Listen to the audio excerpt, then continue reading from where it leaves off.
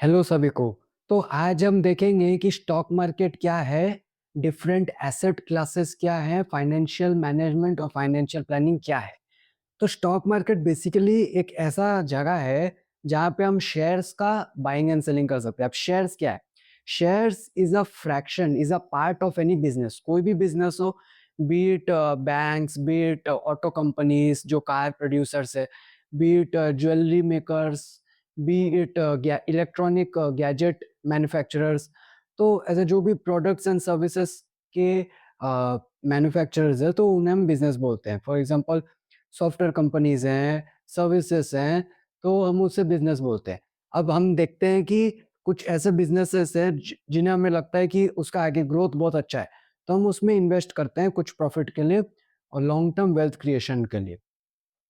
तो different asset classes क्या है? तो ये समझना बहुत इंपॉर्टेंट है कि एसेट क्लासेस में सिर्फ स्टॉक्स नहीं आता है, बहुत सारे एसेट एसेट क्लासेस है लाइक कमोडिटी, गोल्ड हो गया, सिल्वर हो गया, टाइटेनियम, डायमंड, प्लैटिनम। तो ऐसे बहुत सारे कमोडिटीज भी हैं और रियल एस्टेट हो गया, क्रिप्टो हो गया, फ्लैट हो गया, रियल लाइक घर हो गया, मकान हो गया, जमीन, प्रॉपर्टी, लैंड, प्लॉट्स। तो ये सारे हो गए इमूवेबल रियल एस्टेट प्रॉपर्टीज। अब कुछ नए लाइक नया एसेट क्लास भी है जो क्रिप्टो है। तो crypto like is a store of wealth जिसपे हम इन्फ्लेशन को बीट करने के लिए करते हैं इन्वेस्ट, और as a store of value हम उसे यूज करते हैं। तो इन्फ्लेशन क्या है उसको जानना बड़ा इंपॉर्टेंट है। तो हर साल जो पैसे की वैल्यू है वो गिरती जाती है। ये थोड़ा बिगिनर वीडियो है, ठीक है? एडवांस्ड वीडियो बाद में आएगा। तो वैल्यू क्यों गिरता है? बिकॉज़ जो भी पैसा एक्चुअल में गवर्नमेंट ने हमें बैकिंग दिया है कि हम अगर उसे यूज़ करते हैं तभी उसकी वैल्यू है, अगर यूज़ ही नहीं करते उसकी वैल्यू ही नहीं है। तो money is basically a instrument of a government. तो फिर अब गवर्नमेंट हमें हमसे डेट लेता है तो उसको बॉन्ड बोला जाता है। अब बॉन्ड पे गवर्नमेंट उसको कुछ इंटरेस्ट रेट पे हमें बॉन्ड दिया जाता है। तो वो इंटरेस्ट रेट जो होता है उसके अराउंड ही इन्फ्लेशन होता है। तो इन्फ्लेशन का बेसिकली यही मतलब है, अगर आज मेरे पास ₹100 है तो next year depending on that inflation वो वैल्यू उसकी उतनी परसेंट से गिर जाएगी।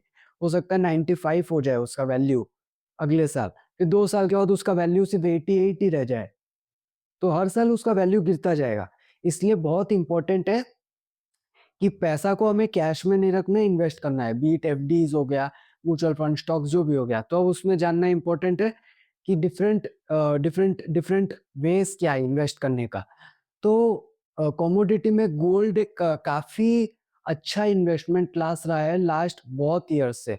लाइक हज़ारों साल से गोल्ड काफ़ी अच्छा इन्वेस्टमेंट क्लास और बहुत सेफ क्लास रहा गया है। क्योंकि लाइक हम उस गवर्नमेंट पे डिपेंडेंट नहीं है बेसिकली। गोल्ड का हमेशा एक वैल्यू रहेगा। और स्टॉक्स इसलिए अच्छे हैं, स्टॉक थोड़े रिस्की हैं पर अच्छे इसलिए हैं क्योंकि एक बिज़नेस जो भी है वो ट्रस्ट पे चलता है। अब अब ऐसा नहीं हो सकता है कि कोई बहुत बड़ा बैंक, इंडिया का बड़ा बैंक कल ही बंद हो जाए। होते हैं कुछ-कुछ होते हैं पर बहुत रेयर चांस है।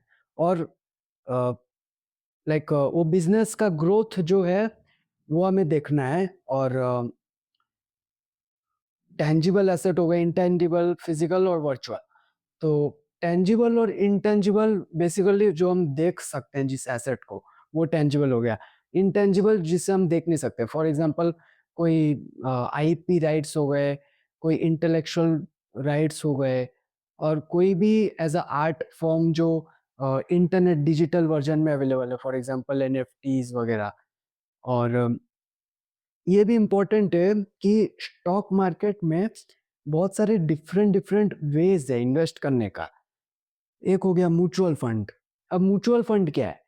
देखिए, अब हम बहुत टाइम लगेगा अगर हम इंडिविजुअल स्टॉक्स को देखें, कौन सा स्टॉक अच्छा है, कौन सा अच्छा नहीं है, किसमें ग्रोथ अच्छा है, किसमें कोई स्कैम हो रहा है हमें पता नहीं है। और ये एनालाइज़ करना भी डिफ़िकल्ट है कि किस कंपनी में प्रॉफ़िट जो है वो रिटर्न ऑफ इन्वेस्टमेंट उसका अच्छा है कि उसका प्रॉफ़िट बढ़ने वाला है, उसके कस्टमर्स बढ़ने वाले हैं। तो बहुत एनालाइज़ करना पड़ता है, उसके लिए पूरा फंडामेंटल एनालिसिस करना पड़ता है जो कि एक प्रोफ़ेशन है इन इटसेल्फ।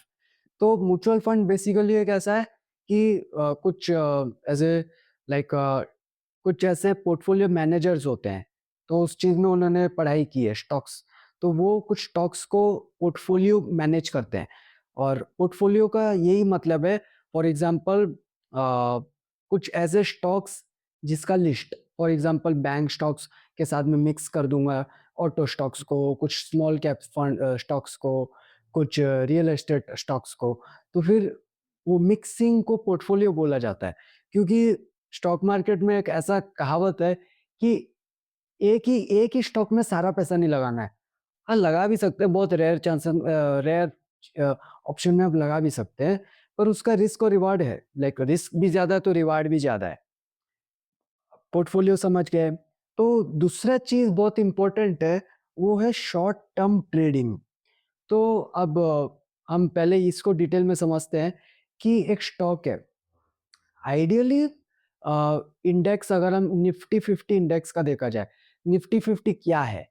तो ऐसे कुछ इंडिया के टॉप 50 परफॉर्मिंग बिज़नेसेस और उसका एक एवरेज, उसका लिस्ट, उसको बोलते हैं निफ्टी 50। तो निफ्टी 50 में अगर हम देखा जाए तो लास्ट 25 टू 20 इयर्स कुछ 10 टू 15% ऑन एनुअल उसका रिटर्न परसेंट रहा है। हर साल उसका डिफरेंट है। कभी-कभार कुछ सालों के लिए भी उसका वैल्यू लाइक कम गया है। लाइक हम इन्वेस्ट किए और कुछ साल तक उसका वैल्यू कमता ही गया या तो बढ़ा ही नहीं। क्योंकि ऐसा ज़रूरी नहीं है कि स्टॉक मार्केट हमेशा बढ़ता ही रहेगा। वो सिर्फ़ एफडी में पॉसिबल है जो एक फिक्स्ड डिपॉज़िट है। और हाँ, तो निफ्टी 50 हो गया, बैंक निफ्टी हो गया। Bank Nifty basically banks stocks में उसको बैंक स्टॉक्स का जो लिस्ट है उसको हम बैंक निफ्टी बोलते हैं। अब small cap as the name suggest small cap, तो एज़ अ कंपनी जिसका मार्केट वैल्यू कम है, तो छोटे कंपनीज़ उनको स्मॉल कैप बोलते हैं। मिड कैप मतलब mid size company, large cap मतलब लार्ज साइज़ कंपनीज़। तो ये जानना इम्पोर्टेंट है कि अगर हमें पैसा को इन्वेस्ट ही करना है क्योंकि उसका वैल्यू तो कमता जाएगा। अब उसको हम इन्वेस्ट करेंगे तो सिर्फ स्टॉक्स ही में इन्वेस्ट करें ये ज़रूरी नहीं है। हम कमोडिटी में भी इन्वेस्ट कर सकते हैं, हम रियल एस्टेट में, और इवन ये भी ज़रूरी नहीं है कि हम इन सब में इन्वेस्ट करें। हम हो सकता है हम बिज़नेस ओनर हैं, तो हम अपना बिज़नेस को बढ़ाने के लिए इन्वेस्ट करें। तो उसके बाद हम जानेंगे कि शॉर्ट टर्म ट्रेडिंग क्या है।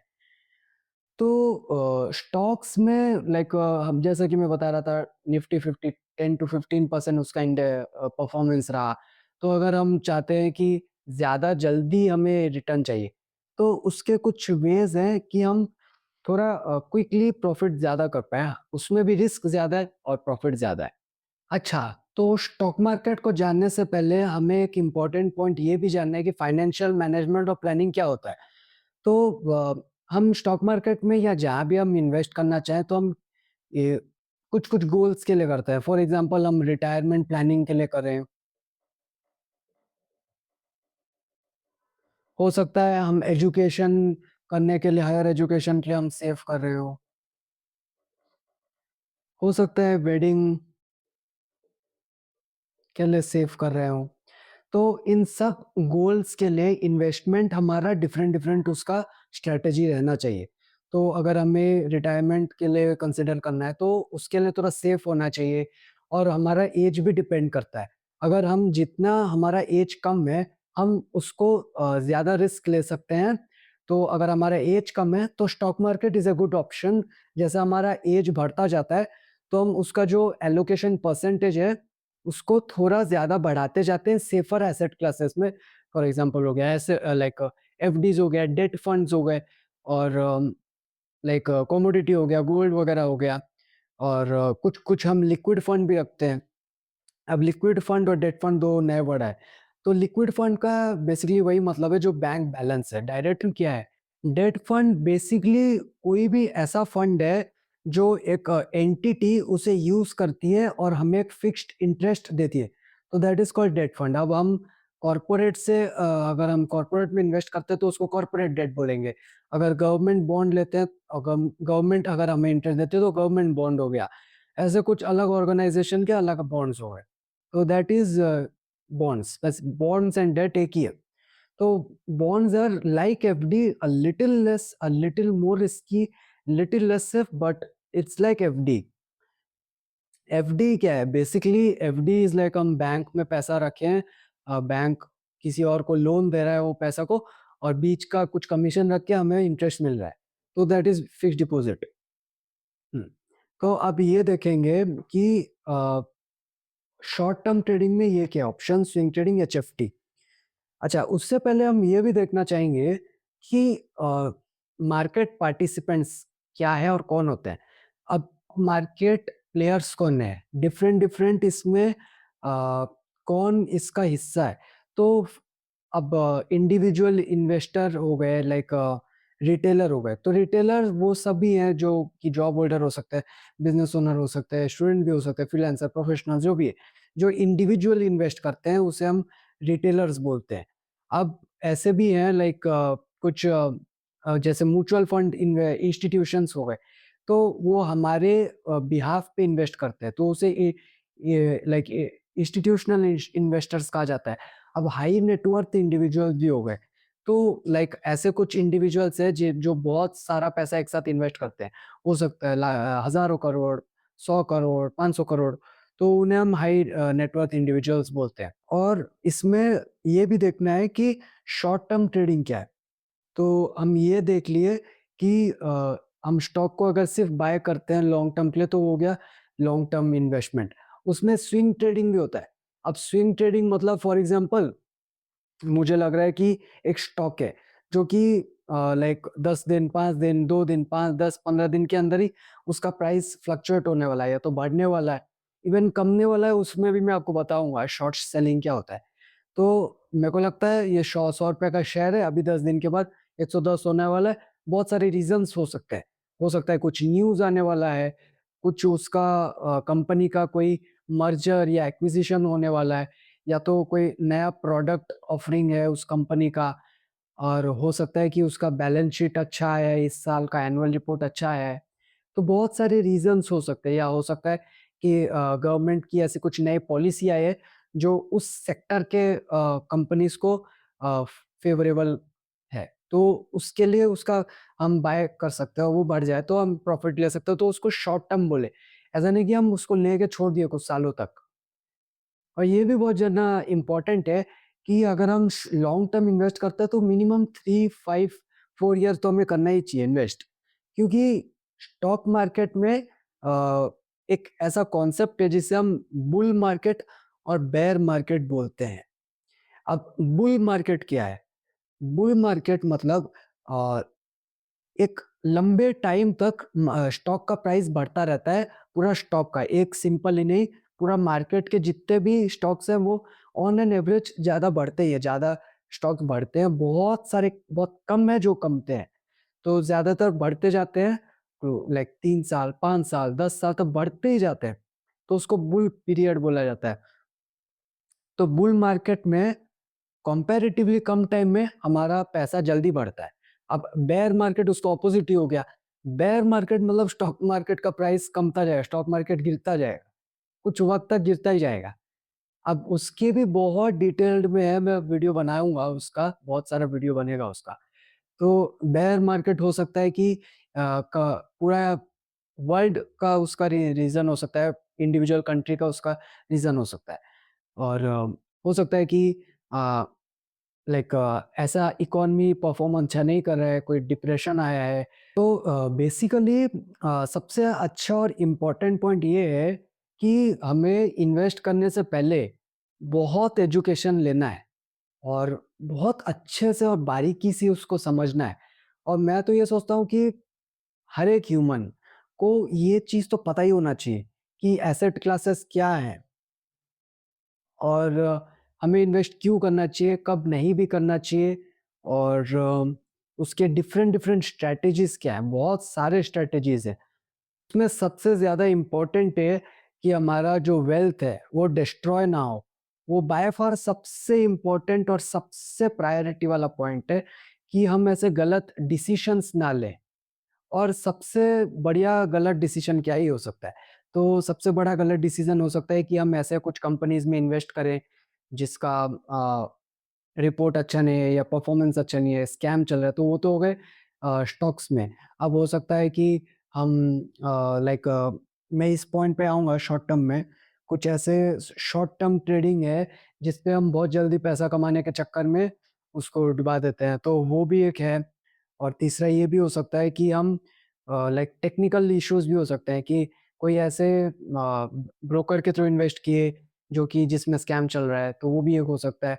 इवन कुछ-कुछ ऐसे भी हो सकते हैं कि हम थोड़े इर्रेस्पॉन्सिबल हैं और लाइक इर्रेस्पॉन्सिबिलिटी के ज़रिए हमारा वो पासवर्ड लीक हो जाए, वो भी कारण हो सकता है।